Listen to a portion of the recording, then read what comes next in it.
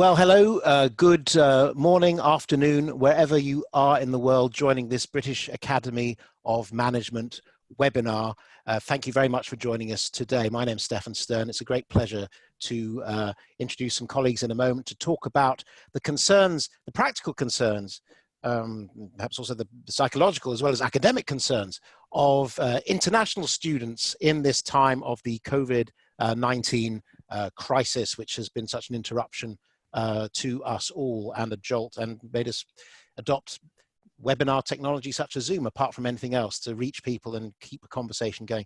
For those of you who are new to the British Academy of Management, of course established in 1986, it's a leading authority in the academic field of management in the UK and represents a community of scholars, 2,000 members active in the UK and of course internationally through the technology such that we're using today. There are special interest groups. There's a website to check out, and please do take a look at that if you're new. Let me introduce our excellent panel, who are also very much European and international, speaking to us from various points in Europe today. Let me introduce them. We've got Julia Balogun, who is the Professor and Dean of the University of Liverpool Management School and a specialist in strategic management, and that beautiful nighttime scene of the Mersey you can see behind her, just in case you were doubting the geographic location. We have Luigi De Luca, who is the Associate Dean for Doctoral Studies and Professor in Marketing and Innovation at the Cardiff University Business School in Wales, capital of Wales.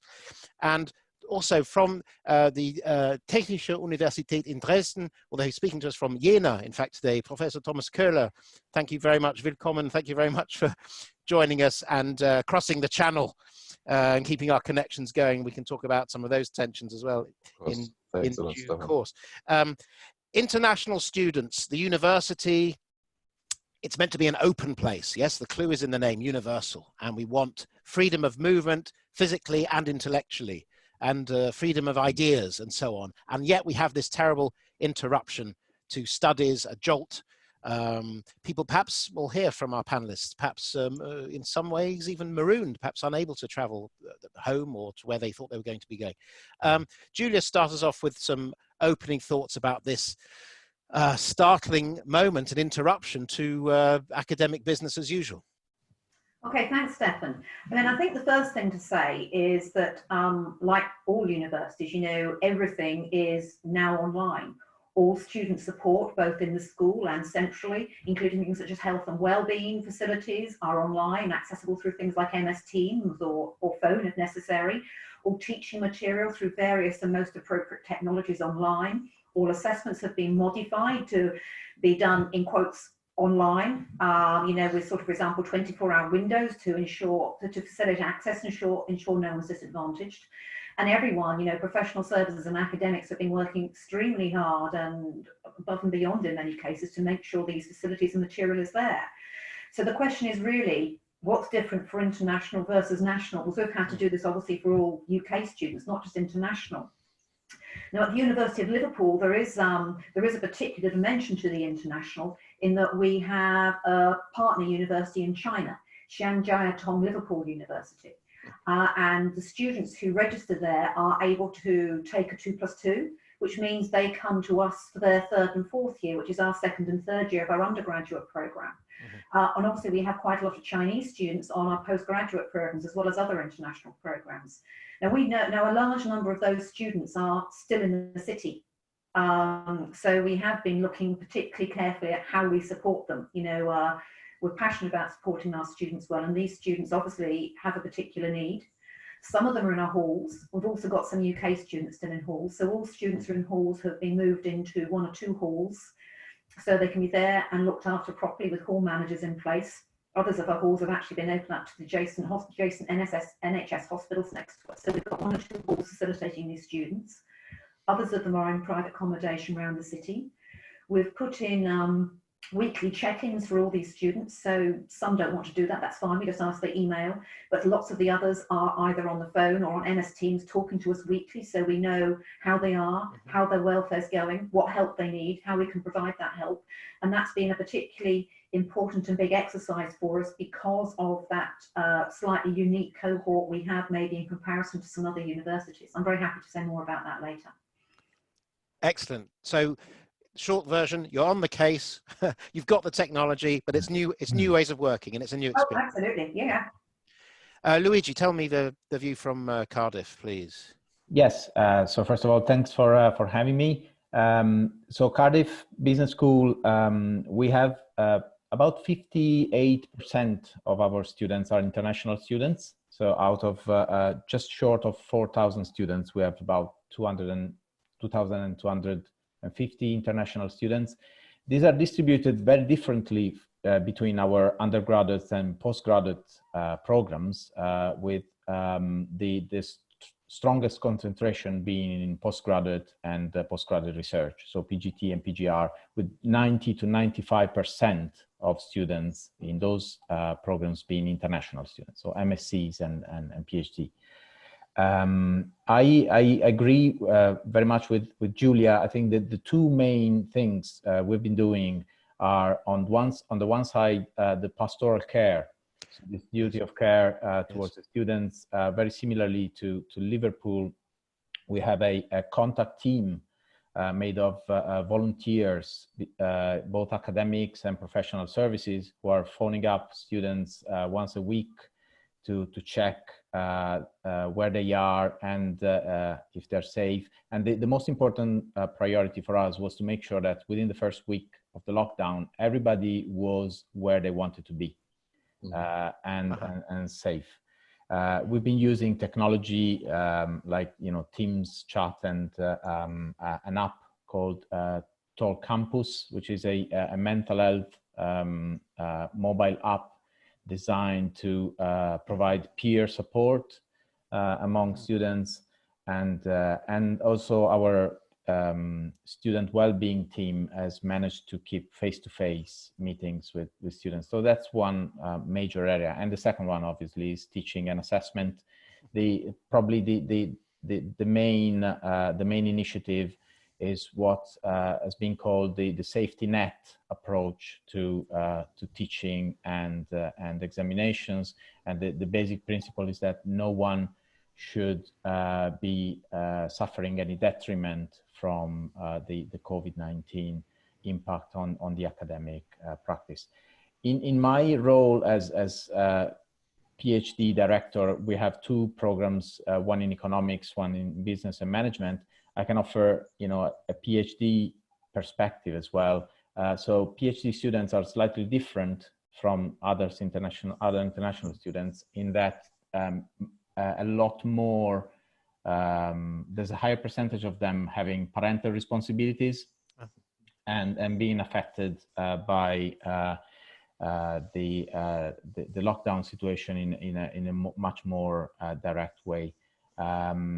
The main issue for many of them is that the research they plan to do is either not feasible at the moment, that they cannot conduct their field work, but in some cases is even not anymore meaningful, because the problems and the research problems and research questions they had before the coronavirus situation in the previous reality are no longer so fine-tuned with the current scenario. And so there's a need for them to rethink or have a credible plan B, or maybe a couple of plan Bs regarding what they want to do in their PhD project. That's very interesting. Perhaps we can come back to that thought too, that the real world reality, the data sets, has had the temerity, the nerve to alter halfway through people's big projects and theories. So that's obviously a practical problem to talk about. And Thomas, thank you. You have a slight advantage in that, of course, technology, educational technology is a specialist subject for you. Perhaps you can also tell us a little bit about that. But clearly you also have to adapt with your students in this strange moment we find ourselves in. Oh, absolutely. As a professor of TU Dresden here in Germany, we are proud that the university is one of the so-called excellent universities in Germany. And I just learned that we have 11 such universities in Germany, that only one university was starting in time now at the or prescribed date, which is TU Dresden. The others had postponed the start of the summer term for 2 or for 4 weeks to start then, of course, online instead of face-to-face. And what does it mean for my chair or for teaching with my students?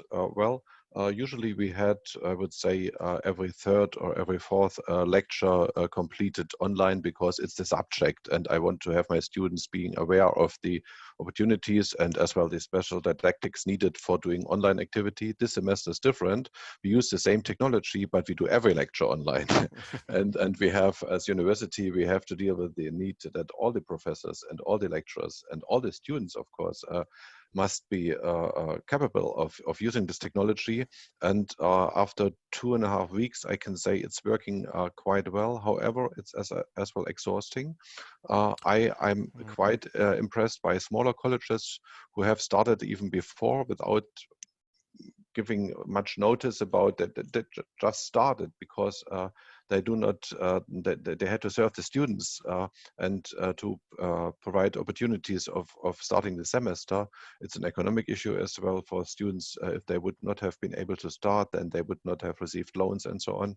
And so in Germany, the situation is mainly that some of the universities or many of the universities or higher education institutions try to postpone to some extent, but now the awareness is becoming much and more, or it's becoming much more clear that there is no big shift in 2 or 4 weeks ahead. It will, the full summer term will be like this, and perhaps it may last longer. And now this is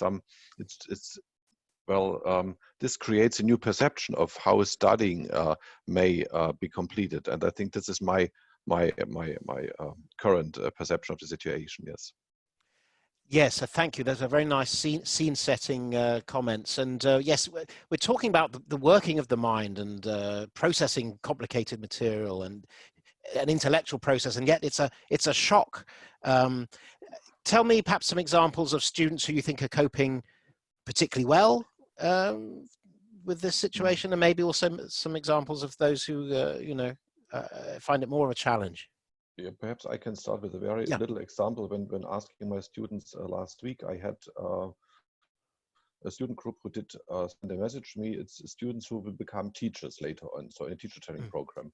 And they said, dear Dr. Köhler, could we or do you have a hint for us? Could we postpone our term paper because we cannot work in a team of 3 anymore? It's no opportunity to collaborate. And I wrote back then by email, dear students, perhaps you can consider what you use privately, like FaceTime or like WhatsApp or Skype, and then perhaps with a little whatever twinkle, I said, and it's as well a nice preparation to what you could have at school at the moment. And then they replied for the first time and said, well, we never used Skype, and I don't know what FaceTime is.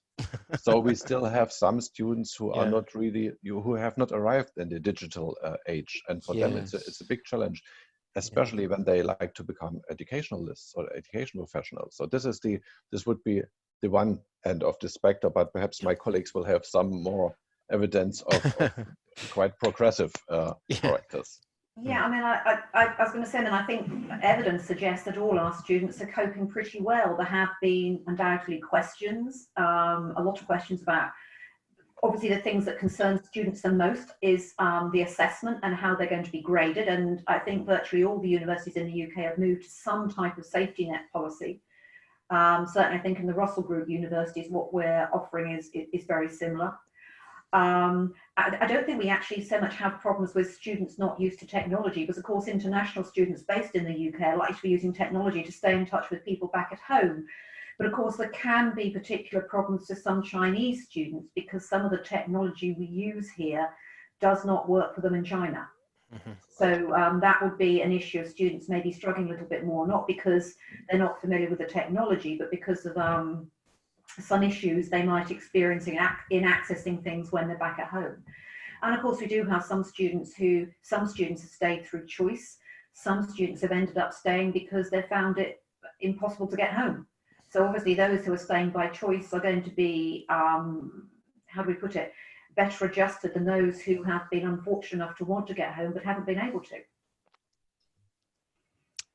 Yeah, Luigi. Yeah. Yes. To link to the examples, I think another divide which is emerging in terms of the impact of the situation on students goes back to the methodological divide. So especially among PhD students, some students doing work with secondary data, financial data sets, or highly quantitative methods, they're coping very, very well in terms of progression, because they don't need, a lot of social interaction. They don't need to interview people. They don't need to be in organizations, and they can do their work from home in more or less the same way. And for some people, maybe, less interaction with others is also a plus. On the other end of the spectrum, we have students doing more qualitative or research work, which is embedded in organizations. We have some real examples of students who had lined up some action research within the NHS at the moment, the National Health Service. So think about the impact on them. Of course. So wherever, social interaction was key and core to the methodology, these students are really struggling to understand where to look and what to do next. On top of that, I think in terms of real examples, we had some students, again, with parental responsibilities and maybe a workspace which is not entirely suitable, are struggling a lot more than students who are luckier from that perspective. So just to add maybe another dimension, which is, yes, it's the nationalities, the technology, but it's also the type of work that people were doing before we were hit by this situation. Yeah, just to back that point up, I think that's the important point, because it's not just, of course, PGR students, it's also MSc students with their dissertations, if they were planning to do live data collection rather than some sort of secondary source data collection. And that's the necessitators doing things like, some cases they've been able to carry on because they just can change the interviews and do them by phone. But we've then had to rush through new ethics clearance, for example, for some projects. Of course, if you change your data means, we all have very strong ethics processes in our universities. We have to then put students back through the ethics process to make sure the new ways they've got of collecting data still meet our ethics procedures. So there have been a lot of things around that. And of course, the PGR students in particular are at risk at isolation. A lot of them maybe are in individual flats around the city. Yes. So we've been doing lots of things for them, like our director of the doctoral program is doing sort of monthly coffee mornings. We're asking each subject group to do a monthly coffee morning. And we've been asking supervisors to make sure they stay in touch, because the big fear with PhD students is not just about the data collection, it's also that they can be on their own and that they are at risk of feeling very lonely. I had a question come in actually from one of our viewers talking about third-party consultants or agencies perhaps offering some support to students. Is that something you're at all familiar with, or something you work with? No, I'm afraid not. No. Not so much. No. I mean, I could imagine that in the context of discussion about the quality and reliability of assessments being completed online, that there is some fear of that type of support might be effective in a false way. However, I'm not sure if this is related to the question that has been raised in the chat. I mean, the other support we do have for our students comes through the Students' Guild. We have a guild of University Guild of Students, and I believe they've been doing things like maybe virtual quiz nights for those students who are maybe at risk of loneliness. We also, with the Chinese students, we have two societies that we're working with, talk to on a weekly basis, because they're obviously trying to support the students as well. So if you're talking about resources that sit outside the normal university professional services and academic faculty, the guild and the societies are also obviously providing a very important additional support mechanism. Yeah. Can I go, Luigi? Go on. No, I just to say I agree. I think what we're doing as well is very much along the lines of collaboration with the student union and some charities as well. So with which the university and the business school we're already collaborating, but under these circumstances, we are strengthening this partnership. One of these, as I mentioned, is this with the charity Talk Life, which sits behind the app Talk Campus, which has been sort of institutionally adopted now by the university as one of the digital elements of mental health support. Yeah, that's an important point. We also actually have, for those students who are in halls, if they need help with anything, there's a hall manager there. It's obviously more difficult for students who are in private accommodation around the city, but there are quite a lot of support groups around the city that if someone needs help, we can put them in touch with. That's basically, they're basically local volunteer organisations that have set up to help during the COVID situation. Just a more practical question: Are your libraries inevitably all shut to people having to access material remotely? Yeah, ours stayed open as long as they could, but we then had to close them. Yes. You know, because, well, for obvious reasons. Yeah. I mean, still students report that they would not have access to material they would have used before as a physical material. However, the library's capacity is quite nice in concerning the number of databases or access to databases. However, students' awareness of how to deal with that needs to be trained, and specific skills are perhaps partly missing. On the other hand, what we learn from our students is that only a very small number of students to report that they would have access problems, like too little bandwidth, or perhaps not opportunity to access video channels or so. This seems to be rather limited, and most of them are, well, I would say, quite well connected to the educational facilities and even to their peers. Sometimes they are not used to collaborate online, and sometimes the lecturers perhaps are not aware of the loneliness of the students and how to deal with a larger group. If you have 200 students and you start to consult them one by one by using email, it doesn't work at all, of course. Yes, and so this needs to be adapted.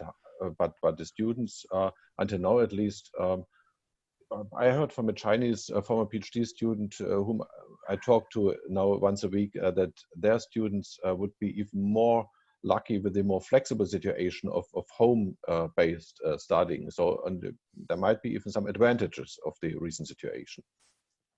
Oh, because of seclusion and quiet and comfort of home and so on? And, exactly. Being flexible with the when to jump in and when to leave. And so it's more open and more individualized in a way. Well, of course, it almost goes back to the monastic tradition of the university, that of course solitary study and contemplation, you know, in some ways we're recreating perhaps too much. But what about the human factor and the interaction and of the teaching, of the pedagogic process and experience? How do you circumvent distance to try and recreate, you know, the personal touch, the human touch? Well, I mean, look, that's obviously difficult. I mean, I think I'm sure I'm not the only one of the three people speaking here who thinks my faculty have done a fantastic job of adopting a range of technologies. So some of it's MS Teams, some of them are using Zoom. We're also using, in certain circumstances, bigger classes, maybe we're using Adobe Connect. Fortunately, we have quite a lot of faculty who are already familiar with those technologies. For others, it's been more of a steep learning curve. And so, you know, we've done things like the virtual learning environment, maybe for, you know, created chat groups so students can chat to each other out with the tutor if necessary, just to stay in touch and share notes.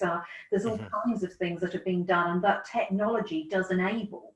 I think, you know, technology can be quite, maybe you can't build the same sorts of relationships through technology if people aren't used to each other, but because all our students have been on campus, they already have strong communities, they already know their lecturers, they already know each other.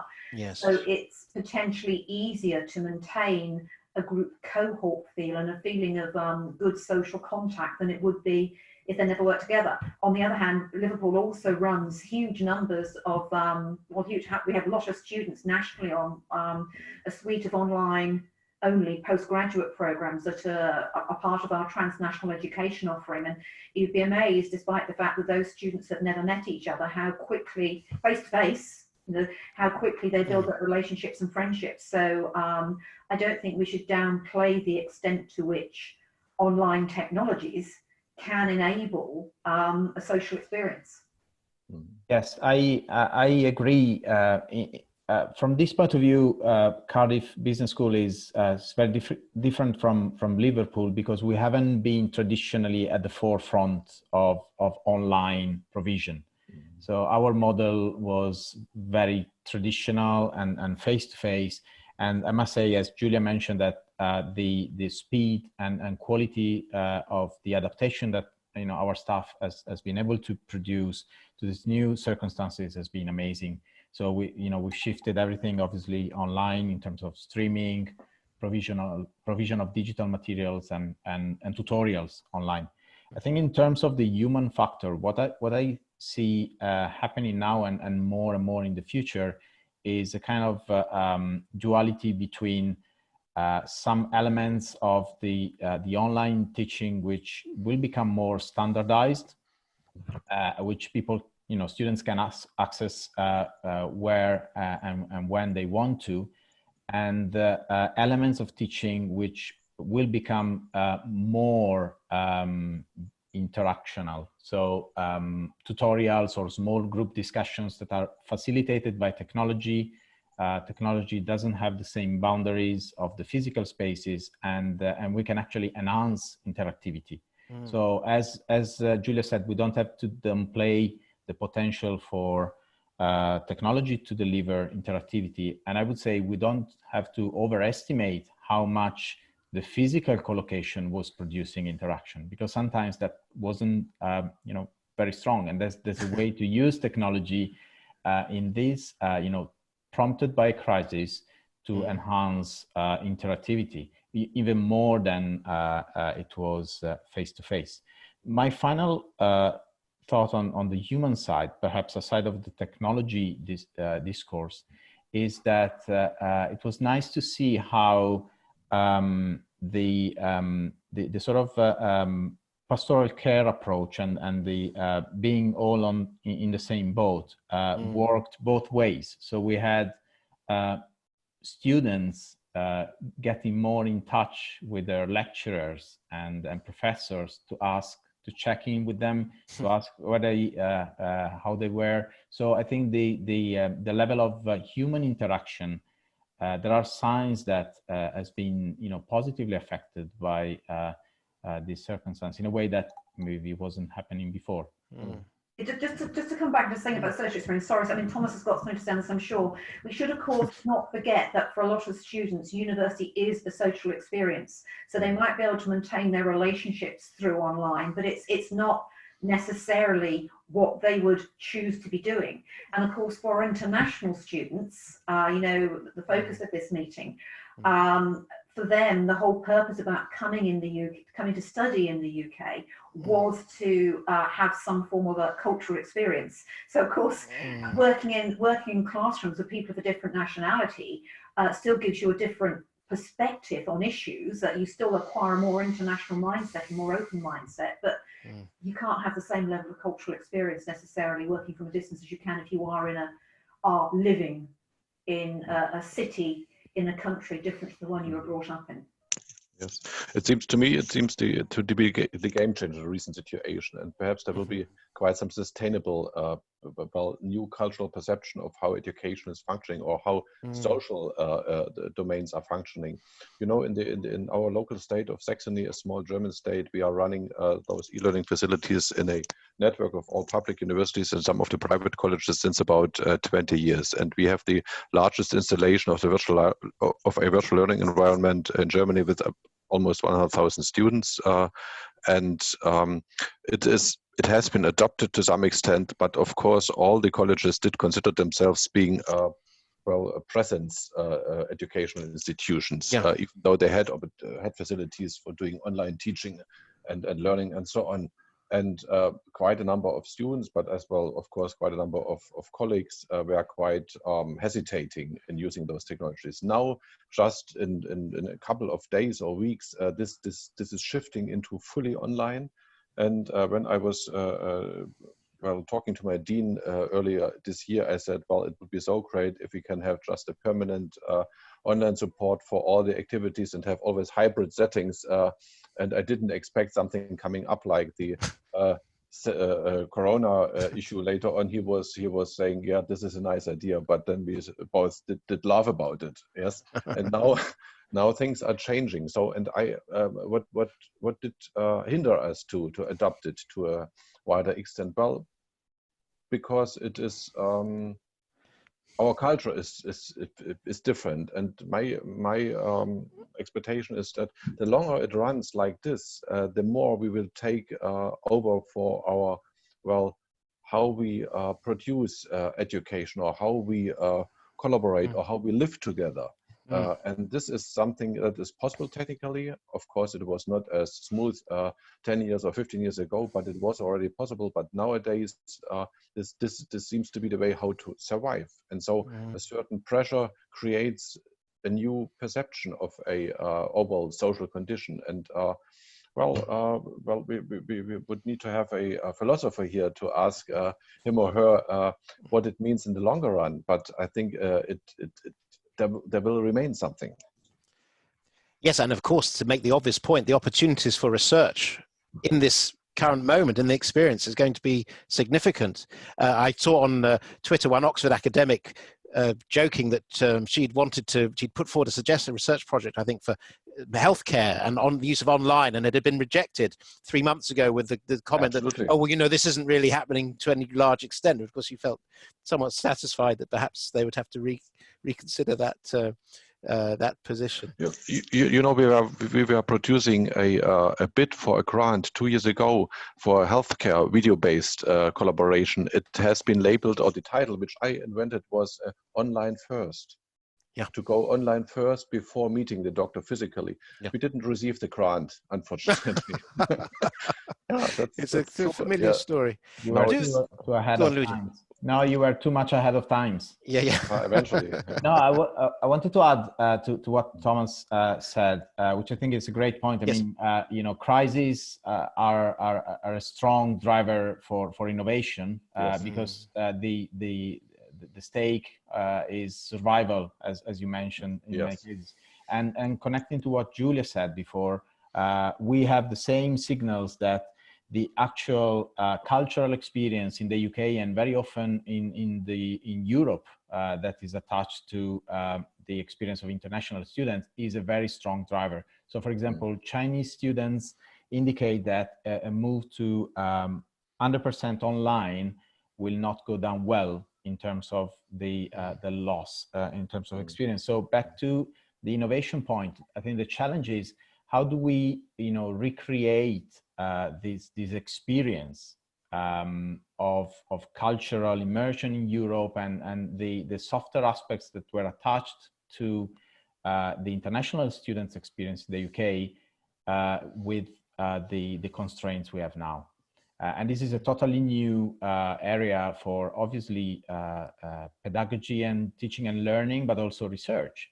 Why not? So how do we generate new models, new concepts that help achieving, perceived value and experience under these new circumstances? I don't think it's just that Chinese students aren't particularly keen on online learning. My understanding is that the Chinese government doesn't recognize online degrees as a valid qualification. Yeah.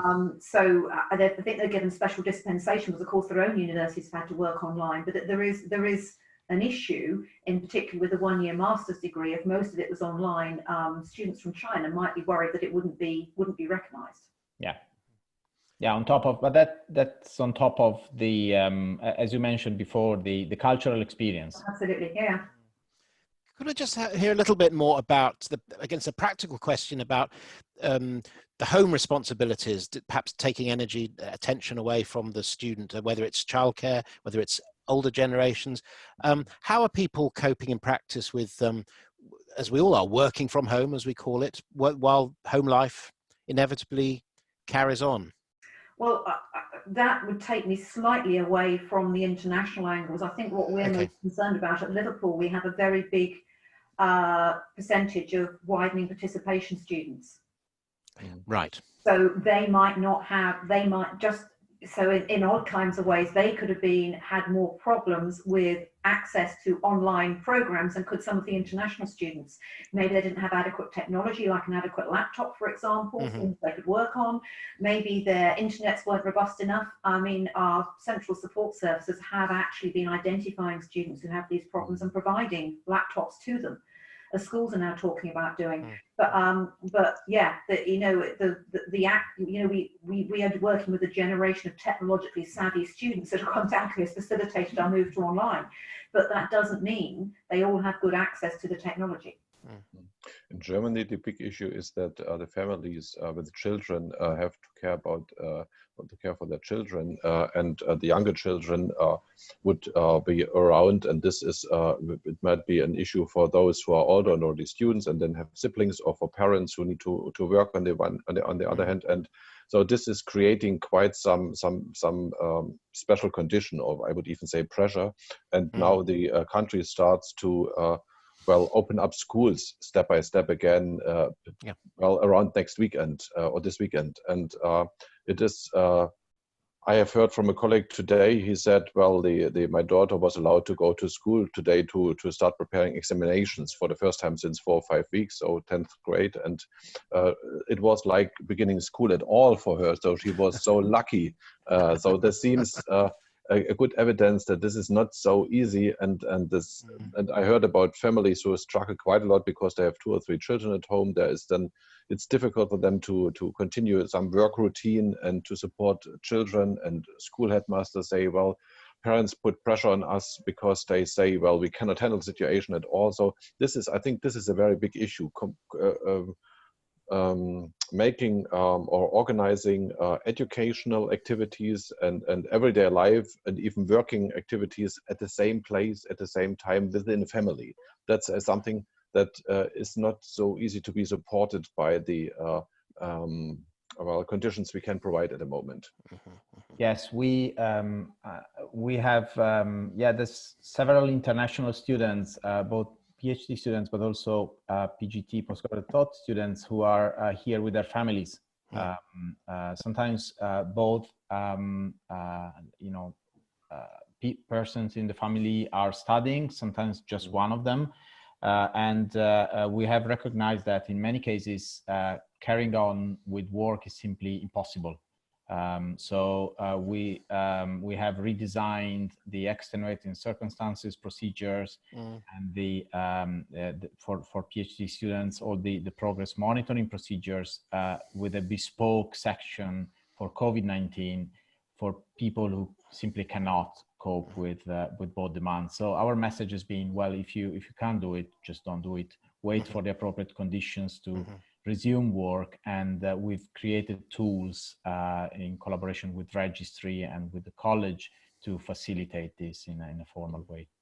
Yes, I mean, we've done something similar in terms of assuming that, you don't have to submit sort of mitigating, extenuating circumstances. We will assume that because of the disruption, there's been a problem with the modules you're taking. I mean, I think, again, it comes back to one of the biggest things we can do is been offering students, if they do have difficulties with whether it's accessing technology or family circumstances, is that, they will be fairly treated and they will be graded fairly, obviously, particularly, and that's a big concern, particularly for third-year undergraduates and the postgraduates.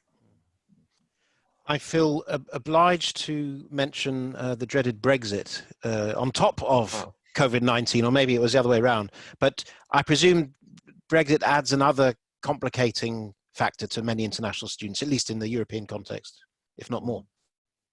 Yes, I mean, I was responsible for one of the evaluations of the Erasmus program 3 years ago, together with a colleague from Norway. And we were talking about, or we were trying to do some empirical research with group discussions and so on. And what we discovered at that point in time was that there was not so much of awareness of the opportunities of doing virtual mobility. Traveling or means virtually instead of physically, which would have worked in higher education since quite some years. I mean, I can read a book which has been published by the Management Academy, of course, even though I will be and remain in Germany and so on.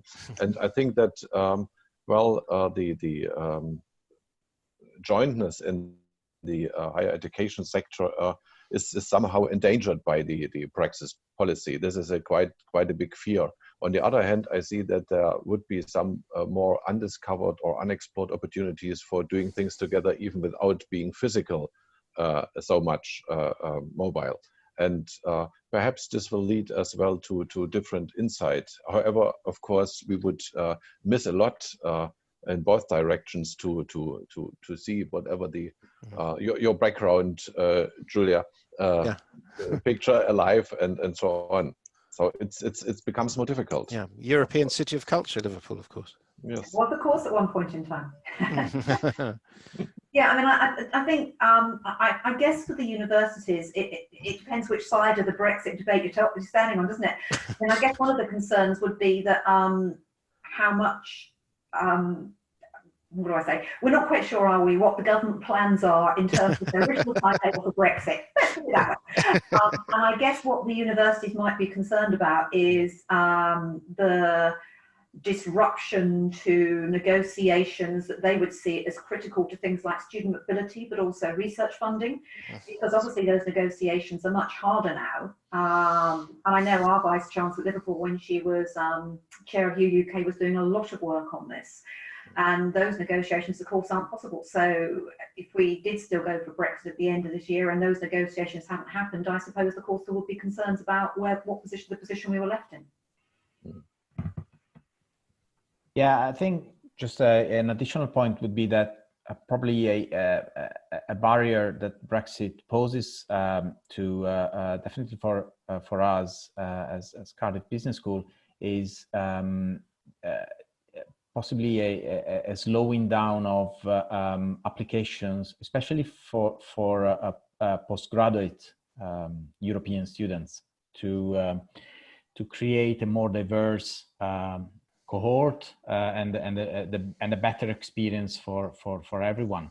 But sometimes what happens is that some of the postgraduate programs are heavily culturally dominated by just one country, China, in many cases, which obviously creates a certain type of experience. So we've been trying to recruit more European postgraduate students, and definitely the prospects of Brexit are not helpful.